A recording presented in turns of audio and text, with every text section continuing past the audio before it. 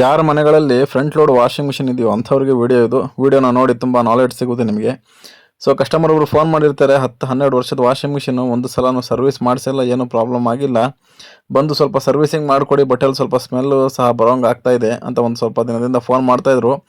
ಇದು ನೋಡ್ಬೋದು ನೀವು, ಡಸ್ಟ್ ಎಲ್ಲ ಸೇರಿರೋದು, ಇದು ಡಿಟರ್ಜೆಂಟ್ ಬಾಕ್ಸ್ ಹತ್ರ ಬರೋ ಪೈಪು. ಸೊ ಪೈಪು ಆಮೇಲೆ ಡ್ರಮ್ನೆಲ್ಲ ರಿಮೂವ್ ಮಾಡಬೇಕಿತ್ತು. ಸೊ ನಮ್ಮ ಟೂಲ್ಸ್ ಏನಿದೆ ಎಲ್ಲ ತಕ್ಕೊಂಡು ಶುರು ಮಾಡ್ಕೊಂಡಿದ್ದೆ ಡ್ರಮ್ನ ರಿಮೂವ್ ಮಾಡ್ಕೊಳ್ಳೋ ಕೆಲಸನ. ಡ್ರಮ್ ಓಪನ್ ಮಾಡಿ ನೋಡಿದಾಗ ಒಂದು ಸ್ವಲ್ಪ ಜಿಡ್ಡಿನ ಅಂಶ ಎಲ್ಲ ಸೇರಿತ್ತು. 10-12 ವರ್ಷಕ್ಕೆ ಇದೇನು ಲೆಕ್ಕನೇ ಇಲ್ಲ, ಅಷ್ಟು ಸಖತ್ತಾಗಿ ಯೂಸ್ ಮಾಡಿದ್ದಾರೆ ಇದು. ಬಟ್ ಆದ್ರೂ ಎಲ್ಲ ಓಪನ್ ಮಾಡಿದ್ವಲ್ಲ, ತುಂಬ ಕ್ಲೀನ್ ಮಾಡಬೇಕಿತ್ತು ಅಂತ ನೋಡ್ಬೋದು. ಇದೊಂದು ಸ್ವಲ್ಪ ಡಸ್ಟ್ ಆಗಿತ್ತು, ಎಲ್ಲ ನೀಟಾಗಿ ವಾಶ್ ಮಾಡಿದ್ವಿ. ಆಫ್ಟರ್ ವಾಶ್ ನೀವೇ ನೋಡ್ಬೋದು, ತುಂಬ ಸಖತ್ತಾಗಿ ವಾಶ್ ಆಗಿತ್ತು, ಇದು ತುಂಬ ಚೆನ್ನಾಗಿ ಕ್ಲೀನ್ ಆಯಿತು. ಆಮೇಲೆ ಡಿಟರ್ಜೆಂಟ್ ಬಾಕ್ಸು ಸಹ ನೋಡ್ಬೋದು, ಇದು ಸಹ ತುಂಬ ಡಸ್ಟ್ ಆಗಿತ್ತು. ಸೊ ಇದನ್ನು ಸಹ ನೀಟಾಗಿ ವಾಶ್ ಮಾಡಿದ್ಮೇಲೆ ಇದನ್ನು ಸಹ ನೋಡ್ಬೋದು, ತುಂಬ ಚೆನ್ನಾಗಿ ಕ್ಲೀನ್ ಆಯಿತು. ದೆನ್ ಈ ಒಂದು ಡ್ರಮ್ನು ಸಹ ಕ್ಲೀನಾಗಿ ಸರ್ವಿಸಿಂಗ್ ಮಾಡಿಕೊಂಡು ಆಫ್ಟರ್ ದಟ್ ನಾವು ಗ್ರೀಸ್ ಎಲ್ಲ ಅಪ್ಲೈ ಮಾಡ್ಕೊಂಡು ಡ್ರಮ್ನೆಲ್ಲ ಫಿಕ್ಸ್ ಮಾಡ್ಕೊಂಡ್ವಿ. ದೆನ್ ವಾಷಿಂಗ್ ಮಿಷಿನ್ ಬಾಡಿನೂ ಸಹ ಸ್ವಲ್ಪ ಗಲೀಜಾಗಿತ್ತು ಅಂತ ಅಲ್ಲಿ ಸಹ ಕ್ಲೀನಿಂಗ್ ಎಲ್ಲ ಮಾಡಿಕೊಂಡು ಶುರು ಮಾಡ್ಕೊಂಡಿದ್ದೆ ಡ್ರಮ್ನ ರೀಫಿಟ್ಟಿಂಗ್ ಮಾಡ್ಕೊಳ್ಳೋ ಕೆಲಸನ. 10-12 ವರ್ಷ ಡ್ರಮ್ಮು ಇವಾಗಲೂ ಶೋರೂಮ್ ಪೀಸ್ ಥರ ಇದೆ ನೋಡಿ. ಆಮೇಲೆ ಈ ಕಲ್ಗಳು ವಾಷಿಂಗ್ ಮಿಷಿನಲ್ಲಿ ಕಂಪನಿಗಳಿಂದನೇ ಕೊಟ್ಟಿರ್ತಾರೆ. ಈ 2 ಕಲ್ಲು ಏನು ಕಾಣ್ತಿದೆ, ಉದ್ದ ಕಲ್ಲು ಸೈಡಲ್ಲಿ ಬರುತ್ತೆ, ಇದು ಒಂದು ಡ್ರಮ್ನ ತಲೆ ಮೇಲೆ ಬರುತ್ತೆ.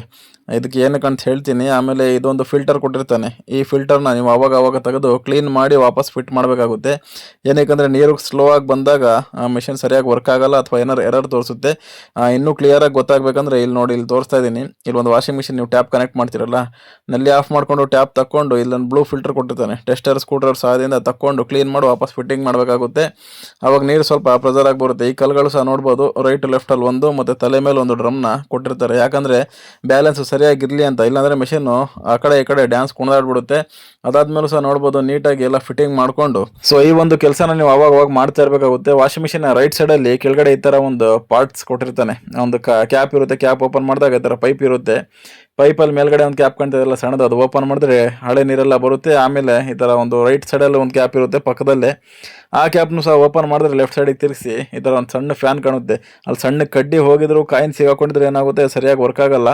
ಅದನ್ನು ಆವಾಗವಾಗ ತೆಗೆದು ಕ್ಲೀನ್ ಮಾಡ್ತಾಯಿರಿ. ಆದಮೇಲೆ ಇದನ್ನು ವಾಪಸ್ ನೋಡ್ಬೋದು, ಒಂದು 3-4 ಥ್ರೆಡ್ ತಿರುಗಿಸಿದ್ರೆ ಸಾಕಿದ್ದು ಚೆನ್ನಾಗಿ ಟೈಟಾಗಿ ಕುತ್ಕೊಳ್ಳುತ್ತೆ. ಟೈಟ್ ಆಗೋವರೆಗೂ ತಿರುಗಿಸಿ ಆಮೇಲೆ ಬಿಟ್ಬಿಡಿ ಅಂತ ಹೇಳ್ತಾ, ಇದೆಲ್ಲ ಮಾಡುವಾಗ ಪ್ಲಗ್ನ ತೆಗೆದು ಕೆಲಸ ಮಾಡ್ಕೊಳ್ಳಿ ಅಂತ ಹೇಳೋಕೆ ಇಷ್ಟಪಡ್ತಾ ಈ ಒಂದು ವಾಷಿಂಗ್ ಮಿಷಿನ್ನ ಫೈನಲ್ ಲುಕ್ಕು ಸಹ ನೋಡ್ಬೋದು.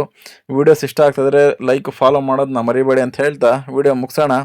ಅರಸೀಕೆರೆ, ಜಾವಗಲ್, ಕಡೂರು, ಬಾಣಾವರ, ಸಕರಾಯಪಟ್ಟಣ ಸುತ್ತಮುತ್ತ ಎಲ್ಲೇ ಸರ್ವಿಸಸ್ ಇದ್ರು, ಅದು ಫ್ರಿಜ್ಜು ಮತ್ತು ವಾಷಿಂಗ್ ಮಿಷಿನ್ನು ಸ್ಕ್ರೀನ್ ಮೇಲೆ ಬರ್ತಾ ಇರೋ ನಂಬರಿಗೆ ಕಾಂಟ್ಯಾಕ್ಟ್ ಮಾಡಿ ಅಂತ ಹೇಳ್ತಾ ವಿಡಿಯೋ ಮುಗಿಸೋಣ. ಸಿಗೋಣ ಇನ್ನೊಂದು ವಿಡಿಯೋದಲ್ಲಿ. Thank you.